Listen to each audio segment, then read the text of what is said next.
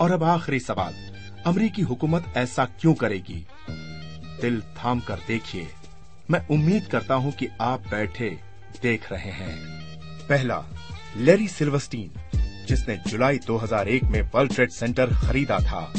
11 सितंबर के बाद सिल्वरस्टीन ने इंश्योरेंस कंपनी से $7.2 बिलियन की मांग की, लेकिन 6 दिसंबर 2004 को अदालत ने उसे सिर्फ $2.2 बिलियन देने का हुक्म जारी किया। दूसरा, यूनाइटेड एयरलाइंस, अमेरिकन एयरलाइंस और बोइंग ने स्टॉक पर लगाए गए put options. San Francisco Chronicle के मुताबिक $2.5 मिलियन से ज्यादा की रकम पड़ी है, जिसकी मिल्कियत का किसी ने कोई दावा नहीं किया है। रोटर्स की रिपोर्ट के मुताबिक जर्मनी की कॉन्वर नाम की एक कंपनी वर्ल्ड ट्रेड सेंटर के मलबे से मिली 400 हार्ड डिस्क के डेटा निकालने की जिम्मेदार थी। कॉन्वर को 32 अलग अलग कंप्यूटर की हार्ड डिस्क से जो मालूमात हासिल हुई वो इस बात की तरफ इशारा करती है कि 11 सितंबर को हुए स्टॉक के घपले में अंदर वालों का ही हाथ था।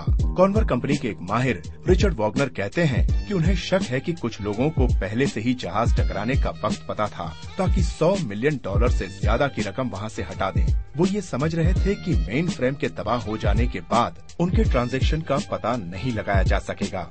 अपनी तहकीकात के बाद कॉन्वर ने अपनी रिपोर्ट FBI के हवाले कर दी। कानूनी तौर पर जरूरी था कि FBI उस घपले के जिम्मेदारों को ढूंढने के लिए छानबीन करती, लेकिन आज तक उन्होंने ऐसा कुछ नहीं किया।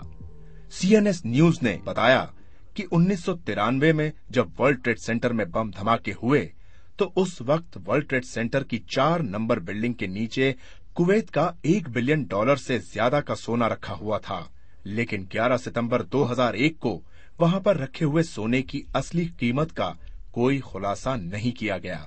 1 नवंबर 2001 को टाइम्स लाइन ने खबर दी कि वर्ल्ड ट्रेड सेंटर के मलबे से बड़ी तादाद में सोना बरामद हुआ था। मेयर रुडोल्फ जूलियानी ने ऐलान किया कि ग्राउंड जीरो से $230 मिलियन बरामद हुए, लेकिन कॉमेक्स मेटल ट्रेडिंग डिवीजन नाम की एक कंपनी में Bank of Nova Scotia, Chase Manhattan Bank, Bank of New York, Hong Kong and Shanghai Banking की सोने की ईंटें रखी जाती थीं, जिसकी कीमत $950 मिलियन थी। ये तो सिर्फ एक कंपनी है।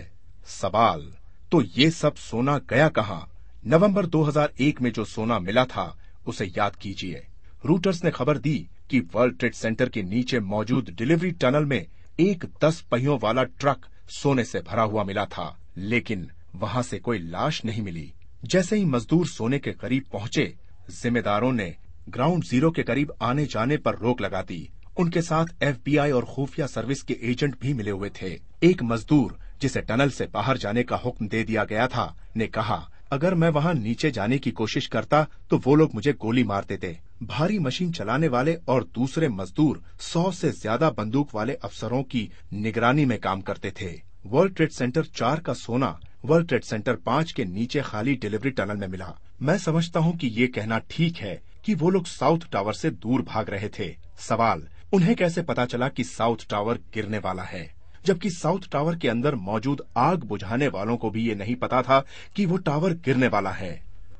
11 सितंबर के बाद प्रेसिडेंट बुश को इजाजत है कि जो चाहे वो कहें और करें, और वो सब 11 सितंबर के बहाने। दी पैट्रियट एक्ट, होमलैंड सिक्योरिटी का डिपार्टमेंट, अफगानिस्तान, इराक।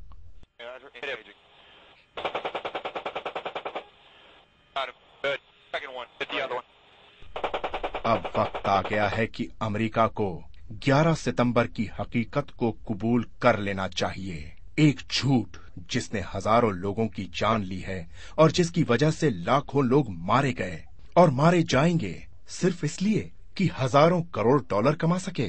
क्या आपको गुस्सा आ रहा है? आपको गुस्सा आना भी चाहिए।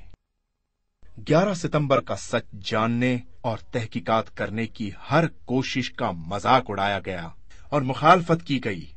हुकूमत की बयान की हुई कहानी के खिलाफ सवाल करने वाले को अमरीकी हुकूमत और मीडिया की तरफ से ढाई गई तकलीफों का सामना भी करना पड़ा। मैं फिर से कहता हूं, ये हमसे क्यों छिपा रहे हैं? ये हमसे क्या छिपा रहे हैं?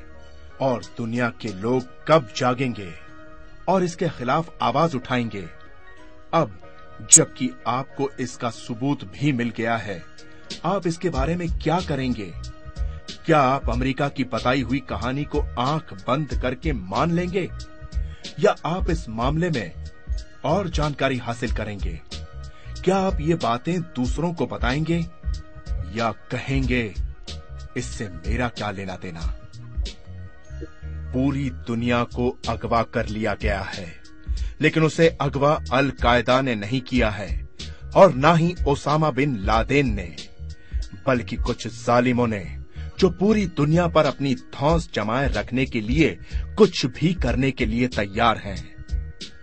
अब ये आपकी जिम्मेदारी है कि इस जानकारी को अपने दोस्तों, रिश्तेदारों और अजनबियों तक पहुंचाएं। सवाल करें, जवाब मांगे, या जो भी अपने बस में हो वो करें।